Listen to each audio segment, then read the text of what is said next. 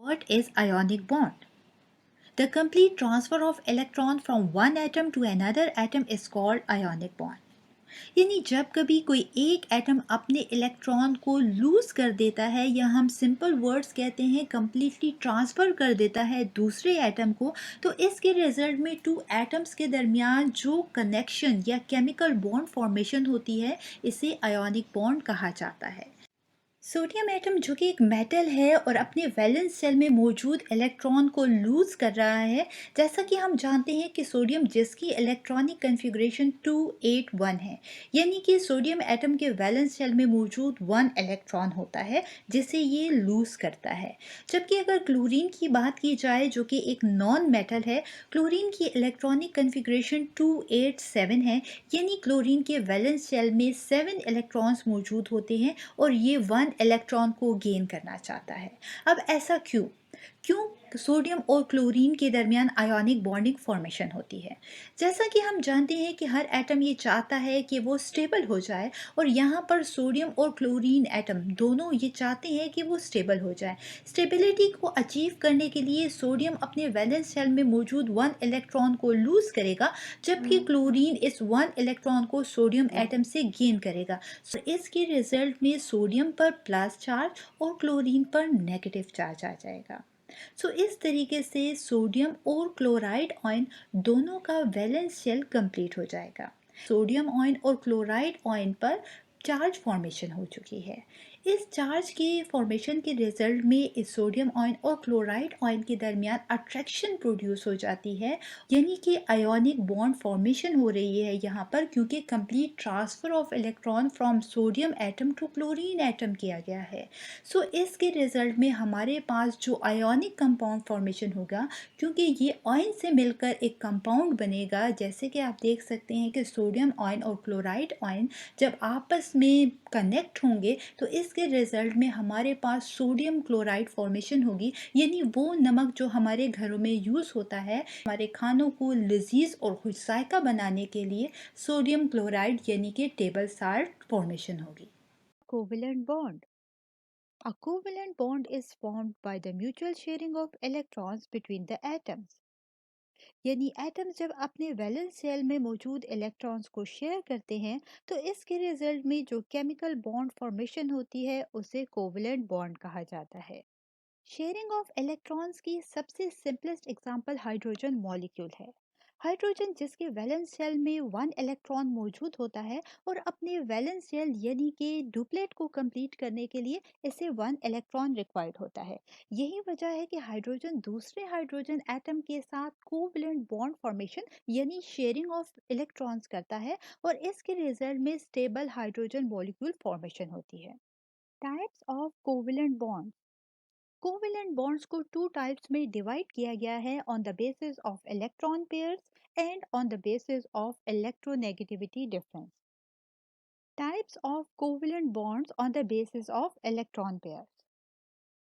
Electron pairs की basis पर हमारे पास कोवेलेंट बॉन्ड को 3 टाइप्स में डिवाइड किया गया है: single covalent bond, double covalent bond and triple covalent bond. Single covalent bond. Covalent bond formed by the sharing of one electron pair results in the formation of a single covalent bond. यानी ऐसा covalent bond जिसमें atoms के दरमियान 1 electron pair की sharing हो रही हो, ऐसे कोवेलेंट बॉन्ड को सिंगल कोवेलेंट बॉन्ड कहा जाता है।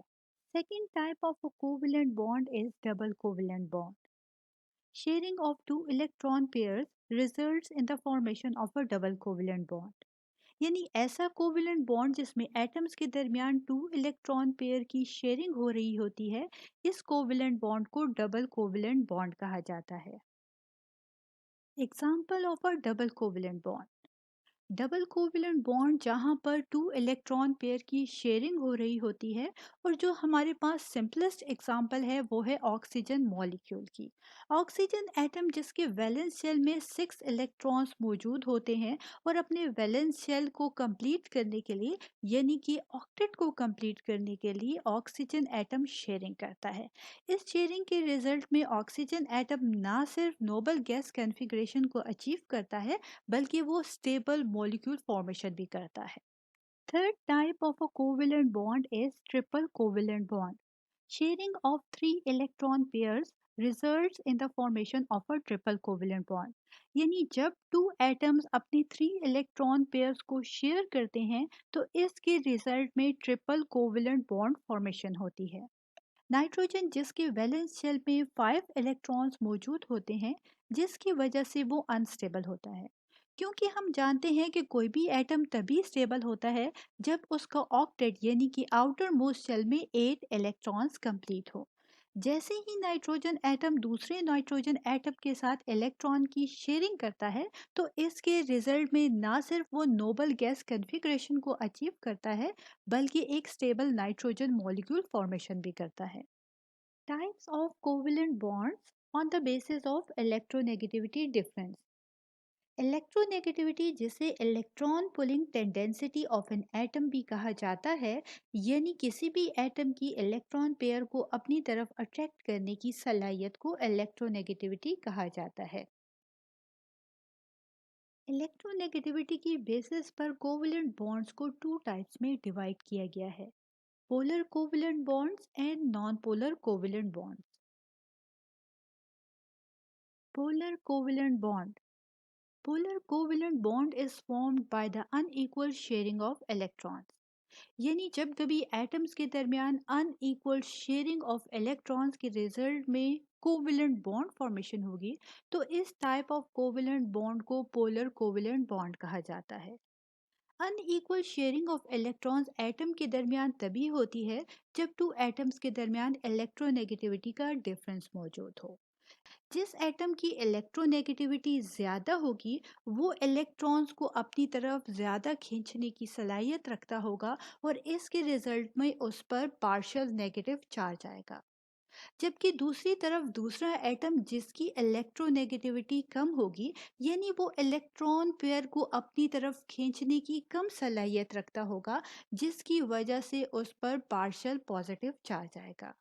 इस अनइक्वल डिस्ट्रीब्यूशन ऑफ इलेक्ट्रॉन के रिजल्ट में हमारे पास पोलर कोवेलेंट बॉन्ड फॉर्मेशन होगी।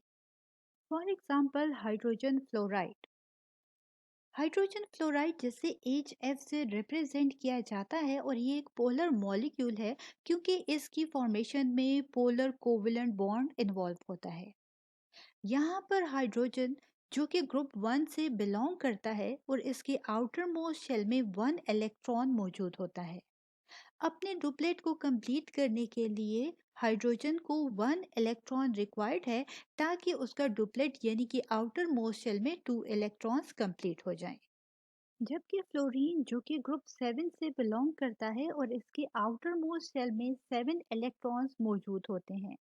अपने आउटर मोस्ट शेल यानी कि ऑक्टेट को कंप्लीट करने के लिए फ्लोरीन को 1 इलेक्ट्रॉन रिक्वायर्ड है ताकि उसके आउटर मोस्ट शेल में 8 इलेक्ट्रॉन्स कंप्लीट हो जाएं। जैसे ही हाइड्रोजन और फ्लोरीन दोनों 1 इलेक्ट्रॉन की शेयरिंग करते हैं तो इस शेयरिंग के रिजल्ट में हमारे पास कोवेलेंट बॉन्ड फॉर्मेशन होता है। Non polar covalent bond. Covalent bond formed by the equal sharing of electrons is called non-polar covalent bond. यानी ऐसा कोवेलेंट बॉन्ड जिसमें एटम्स के दरमियान इक्वल शेयरिंग ऑफ इलेक्ट्रॉन्स हो रही हो, इस टाइप ऑफ कोवेलेंट बॉन्ड को नॉन पोलर कोवेलेंट बॉन्ड कहा जाता है। नॉन पोलर मीन्स नो पोल फॉर्मेशन। जैसे कि पोलर कोवेलेंट बॉन्ड में हमने देखा कि पोल फॉर्मेशन यानी कि पार्शियल पॉजिटिव और पार्शियल नेगेटिव पोल फॉर्मेशन हो रही थी। अब यहाँ पर नॉन पोलर कोवेलेंट बॉन्ड में कोई पोल फॉर्मेशन नहीं होगी यानी पार्शियल चार्जेस नहीं होंगे। वो इसलिए क्योंकि यहाँ पर नॉन पोलर कोवेलेंट बॉन्ड के केस में इक्वल शेयरिंग ऑफ इलेक्ट्रॉन्स होगा। Equal sharing of electrons atom के दरमियान तभी होती है जब उनके दरमियान इलेक्ट्रोनेगेटिविटी का डिफरेंस मौजूद ना हो। चलिए डिस्कस करते हैं यहाँ पर examples of non polar covalent bond को। दो आइडेंटिकल एटम्स के दरमियान इलेक्ट्रोनेगेटिविटी का डिफरेंस मौजूद नहीं होता जैसे कि आप स्क्रीन पर देख सकते हैं कि हमारे पास यहाँ पर टू एटम्स मौजूद हैं और दोनों की वैलेंस शेल में वन वन इलेक्ट्रॉन मौजूद है। क्योंकि ये आइडेंटिकल एटम्स हैं, यही वजह है कि इनके दरमियान इलेक्ट्रोनेगेटिविटी का डिफरेंस मौजूद नहीं और इस वजह से ये इक्वल शेयरिंग ऑफ इलेक्ट्रॉन्स करेंगे।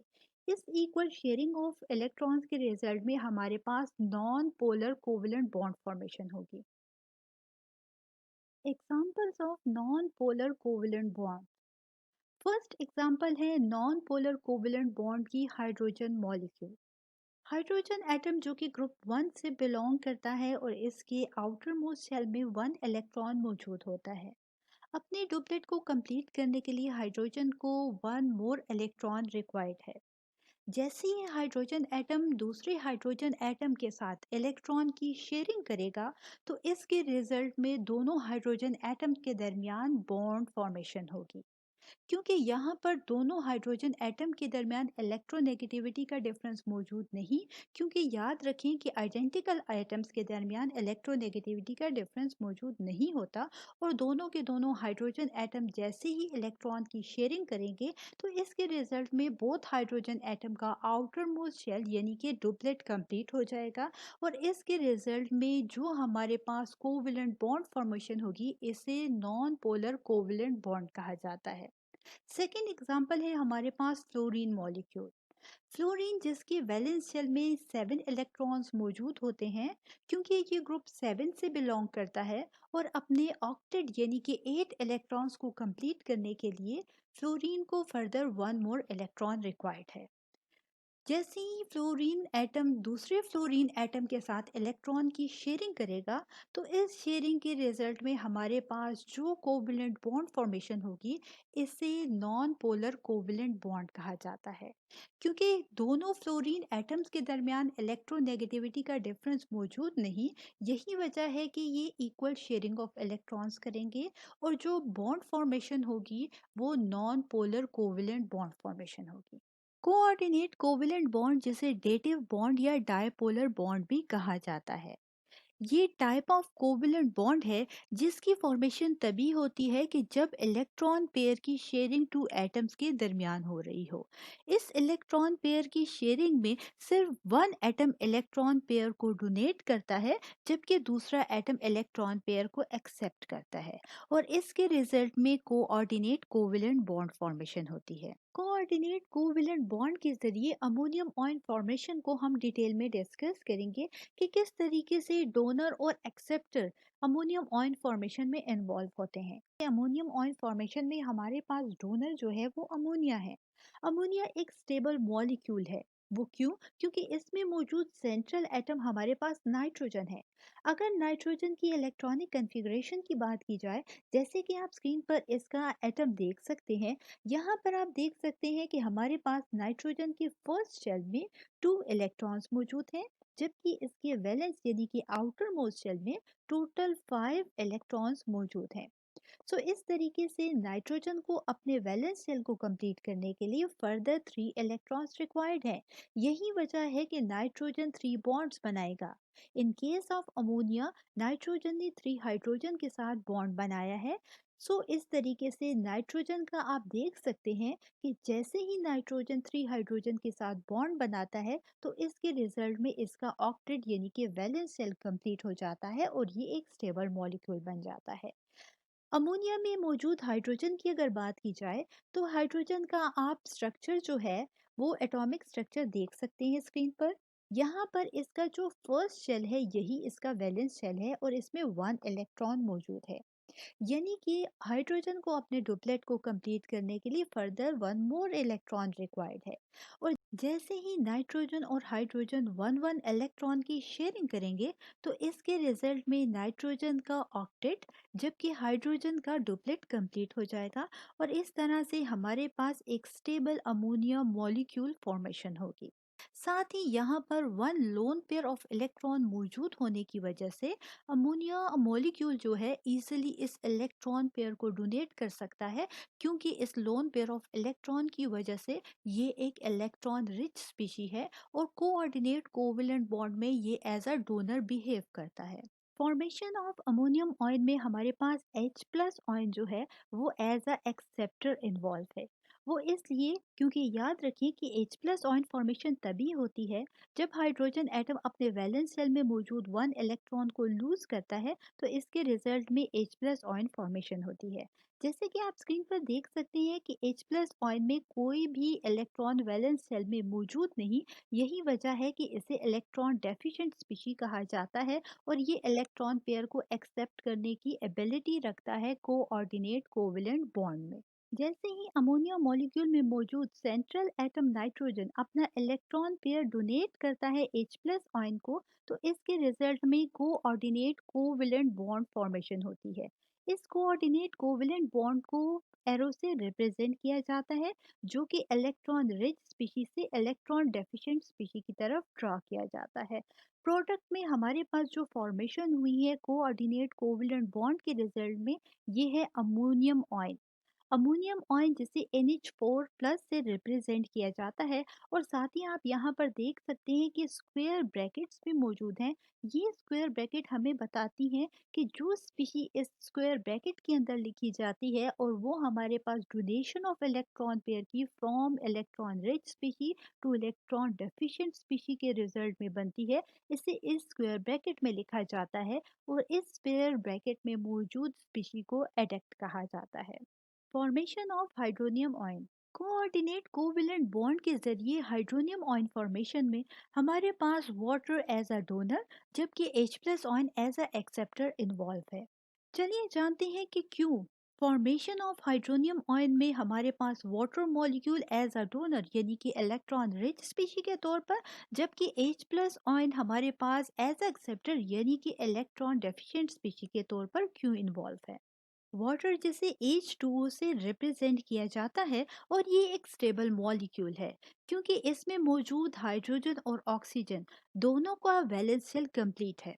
वाटर में मौजूद ऑक्सीजन एटम जिसके फर्स्ट शेल में 2 इलेक्ट्रॉन्स मौजूद हैं, जैसे कि आप स्क्रीन पर देख सकते हैं हमारे पास एटॉमिक स्ट्रक्चर ऑफ ऑक्सीजन, और यहाँ पर फर्स्ट शेल में ऑक्सीजन एटम के 2 इलेक्ट्रॉन्स मौजूद हैं। जबकि अगर इसकी वैलेंस शेल यानी कि आउटर मोस्ट शेल की बात की जाए, तो यहाँ पर आप स्क्रीन पर मौजूद 6 इलेक्ट्रॉन्स को देख सकते हैं। इट्स मीन्स कि ऑक्सीजन एटम को अपने वैलेंस शेल को कंप्लीट करने के लिए यानी ऑक्टेट को कंप्लीट करने के लिए फर्दर 2 इलेक्ट्रॉन्स इसे रिक्वायर्ड है। साथ ही अगर हाइड्रोजन की बात की जाए, तो हाइड्रोजन जिसके वैलेंस शेल में 1 इलेक्ट्रॉन मौजूद है, और हम जानते हैं कि हाइड्रोजन को अपने डुप्लेट को कंप्लीट करने के लिए 1 इलेक्ट्रॉन रिक्वायर्ड है।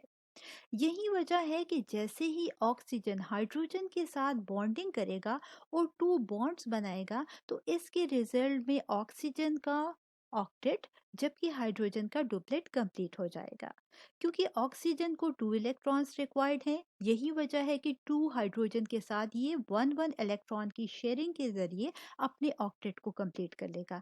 जबकि हर हाइड्रोजन को यहाँ पर 1 1 इलेक्ट्रॉन रिक्वायर्ड है, और जैसे ही ये ऑक्सीजन के साथ शेयरिंग करेगा, तो बोथ हाइड्रोजन का डुप्लेट कंप्लीट हो जाएगा। सो इस तरीके से हमारे पास हाइड्रोजन और ऑक्सीजन दोनों के वैलेंस शेल कंप्लीट हो गए, और साथ ही ये एक स्टेबल वाटर मॉलिक्यूल फॉर्मेशन हो गई। यहाँ पर अगर आप देखेंगे कि वाटर मॉलिक्यूल में हमारे पास 2 लोन पेयर ऑफ इलेक्ट्रॉन्स भी मौजूद हैं, और हम जानते हैं कि जब कभी किसी एटम या मॉलिक्यूल के पास लोन पेयर ऑफ इलेक्ट्रॉन मौजूद हों, तो इसमें ये टेंडेंसिटी होती है कि ये इलेक्ट्रॉन पेयर को डोनेट कर सकता है। यही वजह है कि हमारे पास वाटर इलेक्ट्रॉन रिच स्पीशी है, क्योंकि ये इलेक्ट्रॉन पेयर को, जो कि लोन पेयर ऑफ इलेक्ट्रॉन है, इसे डोनेट कर सकता है। याद रखें कि लोन पेयर ऑफ इलेक्ट्रॉन वो होते हैं जो कि अनशेयर्ड इलेक्ट्रॉन पेयर होते हैं। यहाँ पर ऑक्सीजन और हाइड्रोजन के दरमियान जो इलेक्ट्रॉन पेयर शेयर हो रहे हैं, इन्हें शेयर्ड इलेक्ट्रॉन पेयर कहा जाता है। जबकि ऑक्सीजन के बिल्कुल ऊपर हमारे पास जो 2 लोन पेयर नजर आ रहे हैं, ये अनशेयर्ड इलेक्ट्रॉन पेयर है, जिसे लोन पेयर ऑफ इलेक्ट्रॉन कहा जाता है। और यही लोन पेयर ऑफ इलेक्ट्रॉन जो है, इलेक्ट्रॉन पेयर ये डोनेट किए जाते हैं यानी कि कोऑर्डिनेट कोवेलेंट बॉन्ड में डोनेशन में इन्वॉल्व होते हैं। जैसे ही वाटर मॉलिक्यूल में मौजूद सेंट्रल एटम ऑक्सीजन अपना lone pair of electron donate करता है H प्लस आयन को, क्योंकि ये इलेक्ट्रॉन डेफिशिएंट स्पीशी है, इसके वैलेंस शेल में कोई भी इलेक्ट्रॉन मौजूद नहीं। तो इसके रिजल्ट में हमारे पास क्या होता है, कोऑर्डिनेट कोवेलेंट बॉन्ड फॉर्मेशन होती है। इस कोऑर्डिनेट कोवेलेंट बॉन्ड को हमारे पास एरो से रिप्रेजेंट किया जाता है, जो कि इलेक्ट्रॉन रिच स्पीशी से इलेक्ट्रॉन डेफिशिएंट स्पीशी की तरफ ड्रा किया जाता है। साथ ही आप देख सकते हैं कि इस कोऑर्डिनेट कोवलेंट बॉन्ड फॉर्मेशन के रिजल्ट में हाइड्रोनियम आयन को स्क्वायर ब्रैकेट में रिप्रेजेंट किया गया है। ये स्क्वायर ब्रैकेट में मौजूद जो भी स्पीशी होती है, इसको एडेक्ट कहा जाता है। Word is एडेक्ट।